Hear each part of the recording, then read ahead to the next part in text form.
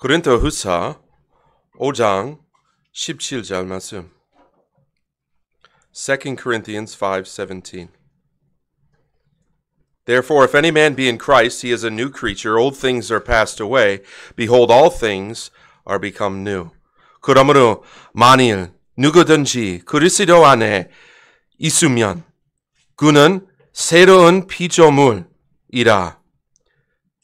옛 것들은 지나갔으니 보라, 모든 것이 새롭게 되었더라.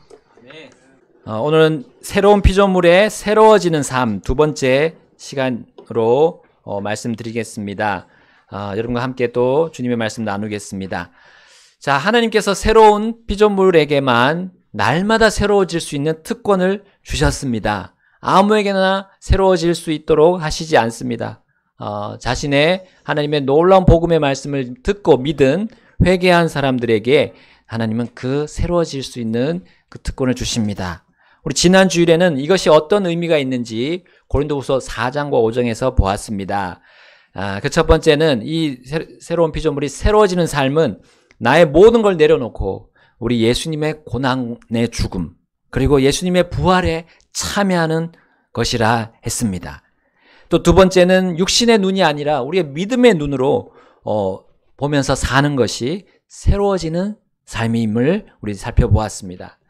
자, 우리 이것에 대해서 로마서 6장 4절은 바로 생명의 새로움 속에서 걷는다라고 표현하고 있습니다. 자, 그것이 우리 침례 받으면서 그것을 표현한다고 또 그것을 간증한다고 우리는 그 로마서 말씀에서 볼 수 있는데요. 그래서 우리 한 사람이 구원을 받은 후에 침례를 받게 됐는데 그것이 바로 이제 새로운 삶을 향해서 나아가는 순종의 모습입니다. 하나님의 뜻에 내가 이제 발 맞춰서 살겠다. 그리고 그것이 나를 날마다 새롭게 한다는 것을 보여주는 간증입니다.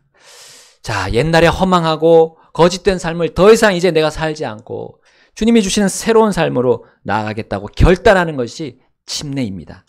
자, 이 침례를 받은 그 무리를 우리는 교회라고 부릅니다. 교회는 새로운 피조물들이 새로워지는 자신의 그 자신과 또한 우리 지체들의 모습을 보면서 이제 하나님께 감사와 찬양을 드리는 특별한 모임입니다. 자, 오늘은 두 번째로 우리 새로운 피조물이 새로워지는 것이 어떤 삶인지를 이제 고린도후서 우리 6장을 통해서 보도록 하겠습니다. 자, 날마다 새로워지는 삶. 이것은 오늘 고린도후서 말씀을 통해서 보게 되면 우리의 마음을 넓히는 삶입니다. 마음을 넓히는 삶. 자, 6장 13절 말씀 함께 읽어볼까요? 이제 동일하게 보답하기 위해 내가 내 자녀들에게 하듯 말하노니 너희도 마음을 넓히라. 자, 우리 일반적으로 부모님들이 자녀들에게 너 마음을 좀 넓은 마음, 마음을 좀 넓혀라. 넓은 마음을 가져라. 라고 충고합니다. 자, 그러므로 이것은 매우 기초적이고 상식적인 그런 자녀 교육의 목록 중에 하나입니다. 넓은 마음을 가져라. 자, 그래서 우리 하나님은 몰라도 성경은 모르다 하더라도 이 전에 내려오는 우리의 인륜이라고 볼 수 있습니다. 또 세상에 굳어진 법칙과 같은 것이 바로 속 좁게 살지 말고 좀 속 넓게 살아라 라는 거예요. 자, 그런데 성도들에게 그것도 새로운 피조물들에게 지금 바울이 너희들 마음을 좀 넓혀라 라고 말하고 있어요. 자, 왜 이러한 상식을 다시 교회들에게 또 가르칩니까? 자, 우리는 어떤 일이 이 고린도 교회 안에서 벌어졌는지를 고린도 전설을 통해서 우리 봐왔고 볼 수 있습니다. 자, 그 고린도 교회 안에 무슨 일이 있었나요? 분열이 있었습니다. 서로 싸웠습니다. 또 파가 나눠졌습니다. 서로가 서로를 비난하고 조롱하는 일도 벌어졌습니다. 심지어 그 문제를 교회 안에서 해결하지 못해서 세상 법정에 가서 그 문제를 가지고 상고하기도 했던 거죠. 다 큰 어른이지만 어린 자녀에게 훈계하듯이 충고하는 이 하나님의 모습을 우리 여기서 볼 수 있습니다. 성숙하다고 여기는 어른이 순식간에 아이들처럼 마음이 좁아질 수 있다는 거죠. 심지어 새로운 피조물이 된 이후에도 정말 아이처럼 옛날에 받았던 그 충고를 또 받아야 되는 이런 훈계를 들어야 하는 어른이 있을 수도 있다는 사실입니다. 그것도 때를 지어서 유치하게 행동하는 우리 아이들처럼 될 수도 있다는 거죠. 자, 고린도후서 6장 12절에 이렇게 바울이 말했습니다. 너희는 우리 안에서 좁혀지지 아니하고 오직 너희 자신의 속 중심에서 좁혀져 있느니라. 자, 여기 우리 안에서라는 말은 이 바울과 함께하는 이 신실한 성도들을 말합니다. 고린도 교회 안에서도 다 그렇지 않았습니다. 다 속이 좁지 않았어요. 소수지만 넓은 마음을 가진 그 성도들이 바울을 찾아와서 이제 고린도 교회의 그런 문제들을 얘기해 주었던 겁니다. 그러니까 우리 안에 있다면 너희들은 결코 마음을 좁게 살 필요가 없다는 거죠. 살 이유가 없다는 겁니다. 그러나 그들의 마음이 자기들 안에서만 판단하고 생각하면서 결론을 내리기 때문에 좁혀져 있다는 말입니다. 자, 좁은 마음은 올바르게 생각해주는 이 성령을 따라 갈 수 없어요. 마음이 좁게 되면, 우리 성도가 마음이 좁게 되면 옛 본성을 따라가는 겁니다. 옛날에 했던 그 버릇, 그 나쁜 버릇이 또 나오는 거예요. 곧 화를 참지 못하는 것이 나오고요. 분을 쏟아내야 정말 속 시원함을 느끼는 그런 현상이 벌어지는 겁니다. 그러나 문제가 해결됩니까? 문제 해결되지 않고 오히려 더 문제가 불어나는 현상이 일어납니다. 그리고 그것도 제대로 판단할 수 없어요. 자, 좁은 마음은 일반적으로 인격이 성숙하지 못한 우리 아이들의 특징입니다. 그러나 본문을 통해서 그것은 인격적으로 성숙해진 어른에게도 일어나는 것을 본다면 이거는 또 다른 문제죠. 바로 영적인 문제라는 사실입니다. 영적인 성숙이 필요하다는 사실을 우리에게 보여주고 있습니다. 교회는 새로운 피조물들의 모임이지만 그렇다고 완전한 사람의 모임은 아닙니다. 그래서 하나님은 새로운 피조물의 그런 영적인 부분을 손을 대시는 겁니다.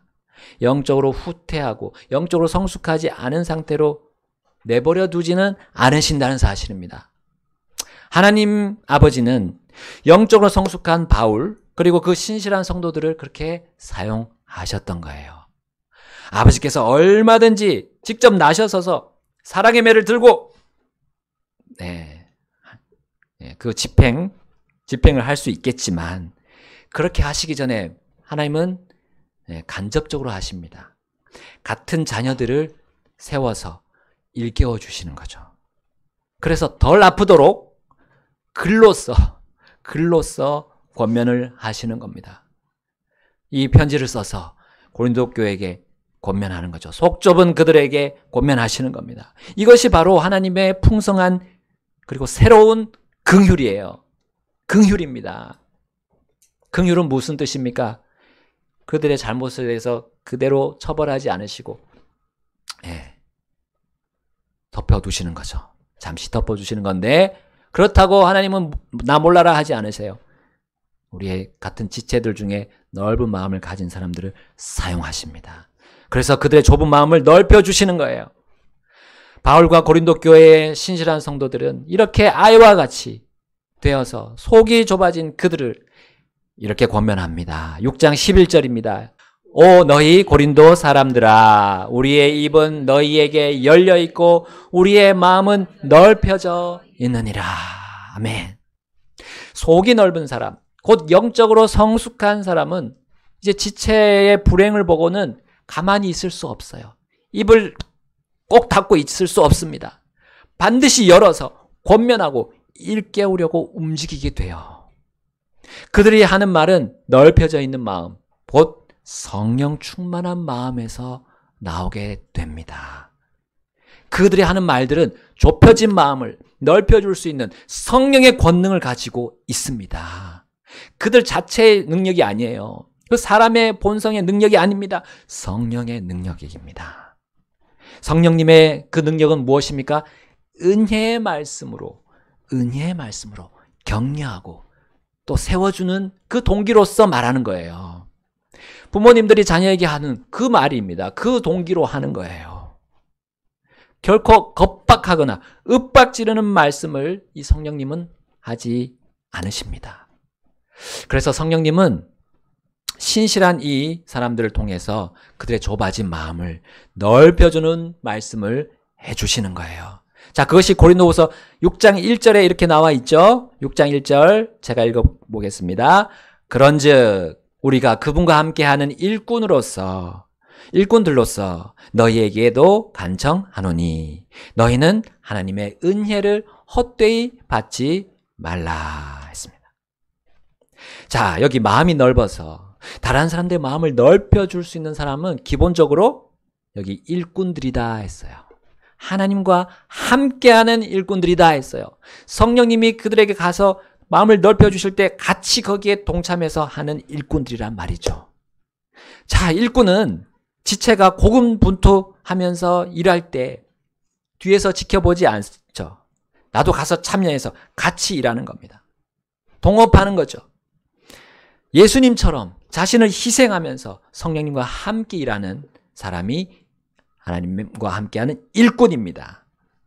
타인이 잘 되기를 바라는 사람이 일꾼입니다. 새로운 피조물이지만 이 일꾼인 사람은 날마다 새로워져가는 그 넓은 마음으로 항상 준비되어 있습니다. 일꾼은 하나님의 그 은혜로운 말씀을 헛되이 받지 않고 순순히 받는 사람들입니다. 하나님께서 하자고 하실 때 순종하여서 나아가는 사람이 일꾼입니다. 일꾼의 마음은 넓기 때문에 그 하나님이 주신 은혜로 일하고 말하는 것이에요. 그러므로 일꾼은 결코 타인에게 어떠한 실족거리도 줄 수 없음을 우리 6장 3절에 말해주고 있습니다. 6장 3절 함께 읽어볼까요? 6장 3절 시작. 어떤 것에도 실족거리를 주지 말지니 이것은 그 사역이 비난받지 않게 하려 함이라. 아멘. 주님의 교회를 일깨울 수 있는 이 성령 충만한 하나님의 일꾼들은 자기 일만 할 수 있는 존재들이 아닙니다. 자기 일만 할 수 없, 다른 사람들을 위해서 살아가는 거예요. 자, 우리 솔로몬 왕이 즉위했을 때를 한번 여러분 떠올려 보십시오. 그가 하나님께 나아가서 1000마리의 번제 헌물 드렸어요. 1000마리. 그 1000마리의 번제 헌물 드렸을 때 하나님께서 야, 내가 너에게 무엇을 해줄지 구하라 라고 했을 때 그가 가장 먼저 무엇을 구했을까요? 솔로몬은 이렇게 대답했습니다. 열왕기상 3장 7절부터 9절 말씀에 오 주 나의 하나님이여 이제 주께서 주의 종을 내 아버지 다윗을 대신하여 왕이 되게 하셨사오나 나는 작은 아이일 뿐이요 나는 어떻게 나가고 들어오는지 모르나이다. 주의 종이 주께서 택하신 주의 백성 곧 많아서 셀 수도 없고 계산할 수도 없는 큰 백성 중에 있나이다. 9절입니다. 그러므로 깨닫는 마음을 주의 종에게 주사 주의 백성을 재판하여 내가 선과 악을 분별하게 하옵소서. 누가 이같이 큰 주의 백성을 재판할 수 있사오리까 하더라. 솔로몬은 다른 사람의 필요를 구했습니까? 아니면 자신의 필요를 구했습니까? 나에게 깨닫는 마음을 주십시오 한 거 보니까 나의 필요를 구한 것처럼 보입니다. 네, 그러나 그 목적은 무엇입니까? 자신이 아닌 백성이었어요. 선과 악을 분별해서 백성들이 잘 되고 잘 살도록 그는 구했습니다. 그걸 위해서 자신에게 깨닫는 마음을 달라고 구했어요. 자신이 잘 사는 것은 뒷전이었습니다. 먼저 첫 번째는 백성들이 잘 살게 하는 거예요. 백성들이 복을 받는 길, 그것을 그는 생각했어요. 백성들이 선과 악을 분별해서 하나님 앞에서 올바로 살도록 구했던 거예요. 자신의 뜻을 구하지 않았습니다. 솔로몬은 하나님의 뜻을 구했어요. 그리고 성령님 안에서 구했던 겁니다. 하나님의 신실한 일꾼으로서 구했던 거예요. 그러므로 하나님의 반응은 이와 같았습니다. 열왕기상 3장 10절에 보니까 솔로몬이 이것을 구하였으니 곧 그가 말한 것이 주를 기쁘시게 하였더라. 아멘. 주께서 우리의 기도를 기쁘게 받으셨다면 그건 무슨 의미입니까? 그 구함대로 주시겠단 말 아닙니까? 기도 응답이란 말 아닙니까? 11절부터 보시게 되면 하나님은 그가 그의 장수나 그의 재물이나 그의 생명도 구하지 않는 기특한 자녀로 평가하셨어요. 그래서 그에게 그가 구한 그 깨닫는 마음뿐만 아니라 또 뭘 주시겠다고 약속하셨습니까? 지혜, 명철, 그리고 그것만이 아니죠. 재물,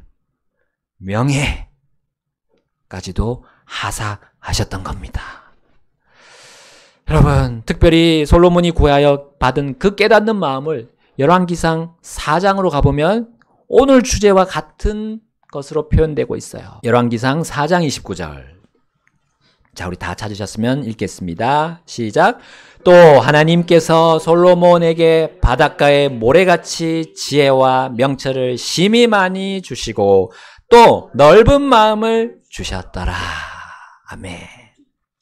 그 깨닫는 마음이 이제 넓은 마음으로 또 연결되고 또 같이 중첩이 되는 것을 볼 수 있습니다. 마음의 성숙함을 넘어서 이 솔로몬은 영의 성숙함까지도 받았어요. 왜 그렇게 받았습니까? 솔로몬은 자신에게만 빠져 있지 않았기 때문이에요. 그는 하나님 안에서, 주의 영 안에서 다른 사람에게 빠져 있었습니다. 그는 마치 우리 주 예수 그리스도처럼 아버지의 뜻을 구했고, 우리 예수 그리스도처럼 다른 사람들을 위해서 자신이 무엇을 해야 될까 생각하면서 살았던 거예요.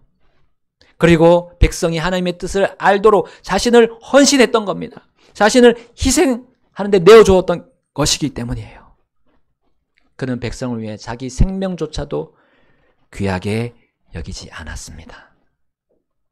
자신을 왕으로 인정하지 않은 그 신하들이 있었고 또 백성들 가운데서 여전히 있었습니다. 그리고 그로 인해서 고난과 멸시 그리고 조롱이 예상이 되었지만 그는 아랑곳하지 않고 전진했어요. 왜냐하면 넓은 마음을 가졌기 때문이에요. 넓은 마음이 얼마나 놀라운 권능을 우리에게 줍니까? 그리고 우리의 삶을 새롭게 바꿔줄 수 있습니까?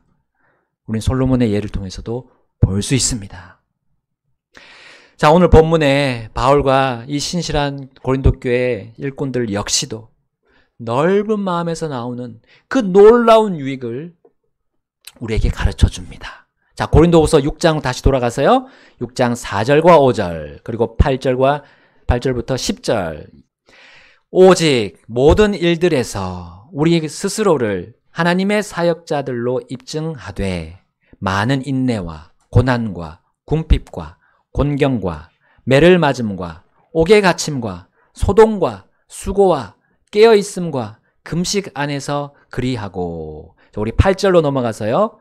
존귀와 수치로 나쁜 평판과 좋은 평판으로 그리하였나니 속이는 자 같으나 진실하고 무명한 자 같으나 유명하며 죽어가는 자 같으나 보라 우리가 살아있고 징계받는 자 같으나 죽임을 당하지 아니하며. 우리 함께 10절 읽겠습니다. 슬퍼하는 자 같으나 항상 즐거워하고 가난한 자 같으나 많은 사람을 부유하게 하며 아무것도 없는 자 같으나 모든 것을 소유한 자로다. 아멘.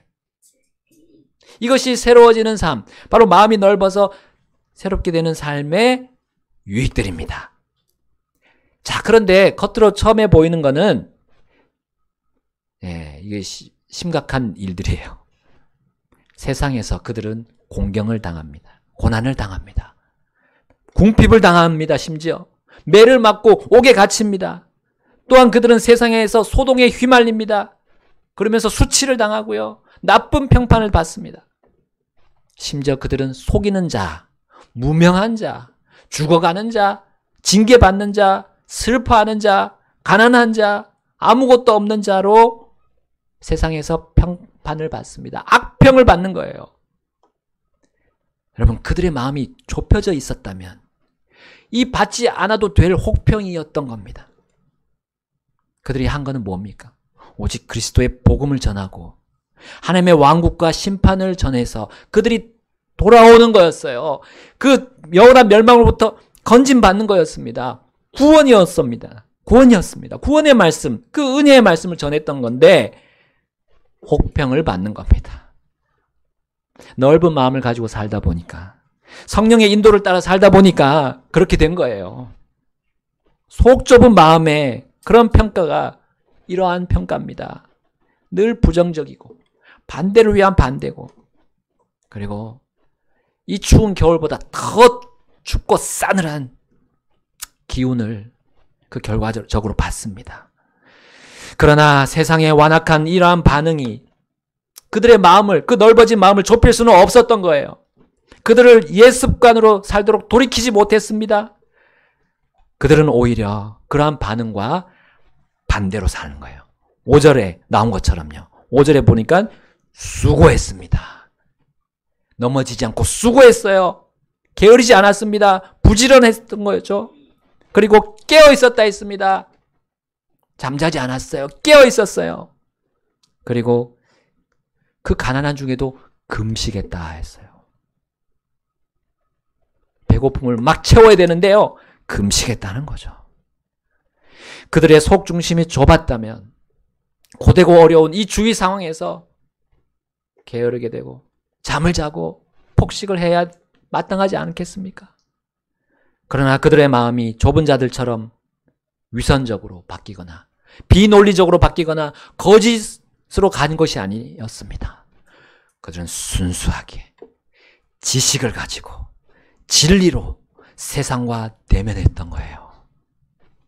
조급함, 불친절, 미움이 아닌 오래 참음, 친절, 거짓 없는 사랑으로 원수들을 대우해 주었습니다.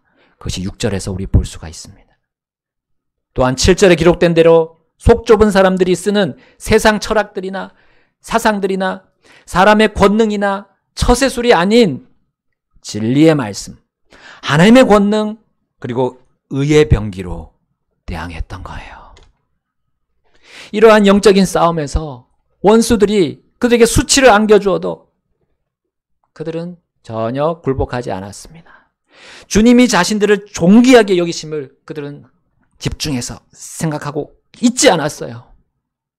대적들이 자신들에게 나쁜 평판으로 조롱을 하더라도 주께서는 좋은 평판으로 자신들과 함께 계심을 그들은 주목했습니다. 여러분, 하나님은 이러한 넓은 마음을 가진 자들의 속에다가 한없는 보상으로 채워주셨어요. 9절과 10절 말씀해 보게 되면 세상의 평가와 정반대로 보상하십니다. 무명한 자가 아닌 유명한 자, 죽어있는 자 같지 아닌 살아있는 자, 그리고 죽임당하지 않는 자, 항상 즐거워하는 자, 많은 사람을 부유하게 하는 자, 모든 것을 소유한 자로 주님은 평가하시고 보상하신다는 겁니다. 그것을 이 땅에서부터 누리게 하신다는 거죠. 여러분, 마음을 넓히는 삶, 그것은 이렇게 새로워지는 삶입니다. 이 세상이 생각하는 것과 완전히 다른 삶이 펼쳐진다는 사실입니다. 여러분, 이것이 바로 날마다 새로워지는 새로운 피조물의 삶입니다. 여러분, 우리가 이것을 경험하기를 주님이 원하시면서 여기 기록하셨어요. 그리고 오늘 다시 한번 우리에게 기회를 주고 계십니다. 여러분, 우리가 새로워지는 삶을 살고 경험하게 된다면, 이러한 삶을 경험하게 된다면 우리는 교회 안에서 감사와 찬양이 그냥 자연스럽게 흘러나올 것이에요. 여러분, 올 한 해 우리 어떤 새로운 결심을 하셨습니까? 새로운 피조물로서 예전에 하지 않았던 성경 읽기, 또 예전에는 참석하지 못했던 또 경배에 참여하는 거, 또 우리 성도들을 섬기는 어떤 부분들, 내가 더 하고자 하는 거, 여러분 올 한 해 계획하면서 주님 앞에서 기도하시면서 실행하고 계십니까? 여러분, 그것들이 우리가 새로워지는 삶을 증명해 줄 것입니다. 우리에게 넓어진 마음을 보여줄 겁니다. 성령님의 인도에 따라서 내가 영적으로 성숙해지는 것을 내가 보여주는 것입니다. 여러분, 우리가 경배 오기 전에 어떤 간증거리를 할 건지 우리가 생각해야 됩니다. 우리 간증 시간이 주일 오후에 있어요. 그래서 우리 토요일쯤 되면 내가 이 한 주간에 주님과 어떤 삶을 살았는가 보면서 내가 새롭게 받은 것들, 새롭게 받은 말씀들에 내가 감동한 것들, 그리고 내 삶이 그렇게 해서 변화된 것들을 생각하는 거예요. 그래서 경배 시간에 나와서 찬양하고 오전에 기쁘게 또 찬송하고 오후 시간에는 또 나와서 그런 것들을 성도들과 함께 나누고 그 속 좁아진 마음들을 또 우리가 그 간증들로 넓혀줄 수 있을 것입니다. 여러분, 간증이 얼마나 놀라운 우리의 삶들을 변화시키는지 하나님은 그렇게 도와주십니다. 이것이 주님의 긍휼입니다. 바울과 신실한 일꾼들은 간증거리가 있었습니다. 그것으로 고린도 교회의 그 속 좁은 마음들을 넓혀줄 수 있었습니다. 그들의 넓은 마음에는 무엇이 있었나요? 다양한 사람들의 현실과 여건을 들어줄 수 있는 그런 하나님의 지혜와 권능을 가지고 있었을 것이 분명합니다. 그리고 여러 가지 문제들을 풀어주는 그 열쇠 꾸러미를 그들이 가지고 있었을 것이에요. 그 넓은 마음에. 그리고 그들의 입은 그래서 열려 있었습니다. 무엇이든지 말해줄 수 있었습니다. 그들의 넓은 마음을 가진 일꾼들에게로 누구든지 오면 그들은 해결받을 수 있었던 거예요. 여러분, 저의 가정이 바로 이 일을 위해서 여기 강릉으로 왔습니다. 여러분들의 문제에 귀가 열려 있어요. 저희들은 재능이 부족하고 재원이 부족하고 저희 정말 부족한 부분이 있습니다. 많습니다.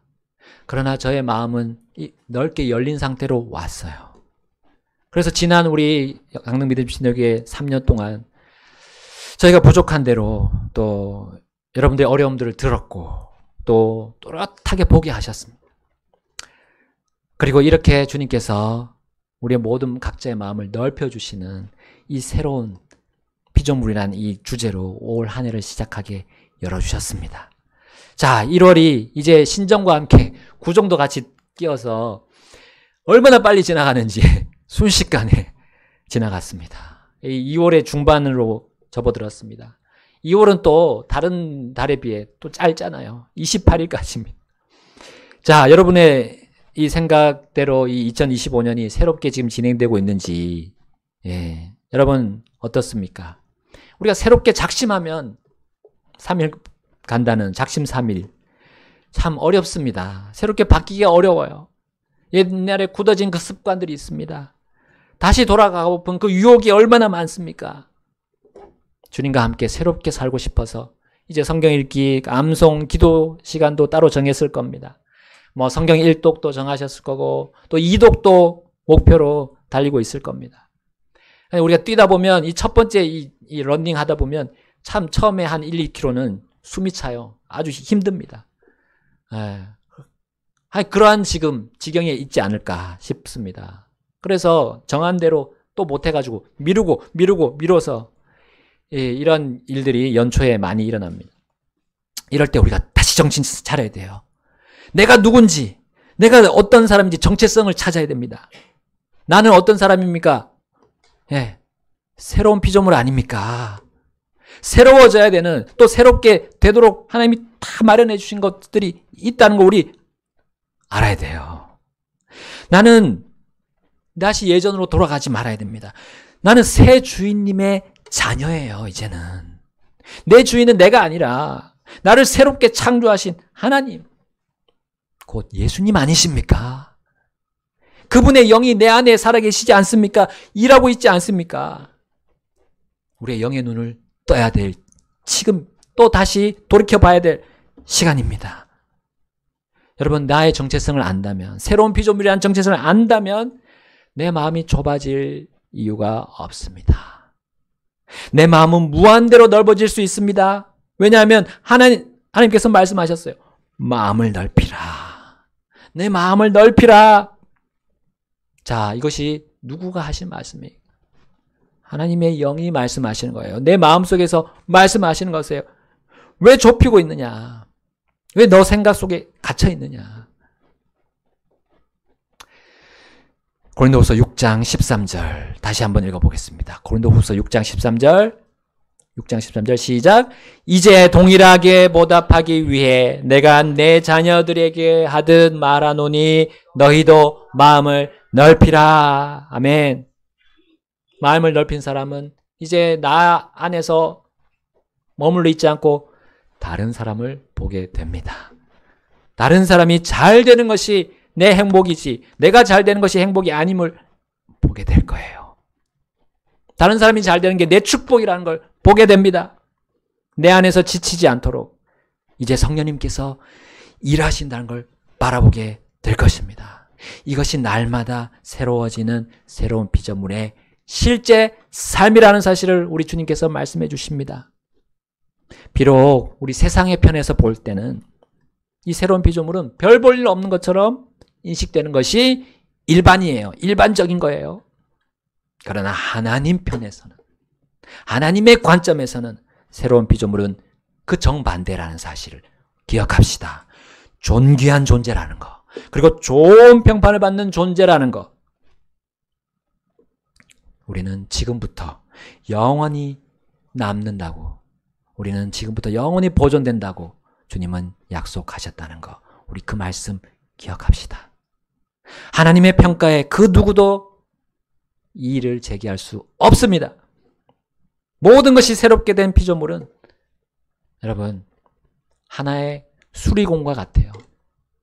마음이 넓혀진 그 새로운 피조물은 다시 작동하게 만드는, 고장난 물건 다시 수리해서 작동하게 만드는, 새롭게 해주는 수리공과 같습니다. 여러분, 그들의 넓은 마음 안에는 무한한 능력을 가진 그 하나님의 수리 도구들이 담겨져 있어요. 여러분, 우리 하나님과 함께 동업합시다. 수리공, 새롭게 하는 그 일에 함께 합시다. 그러면 그 도구들, 그 놀라운 하나님의 도구들, 오늘 여러 가지를 봤습니다. 그것을 가지고 우리 다른 사람들을 새롭게 해줄 수 있을 것입니다. 여러분, 우리 넓은 마음을 가집시다. 넓은 마음.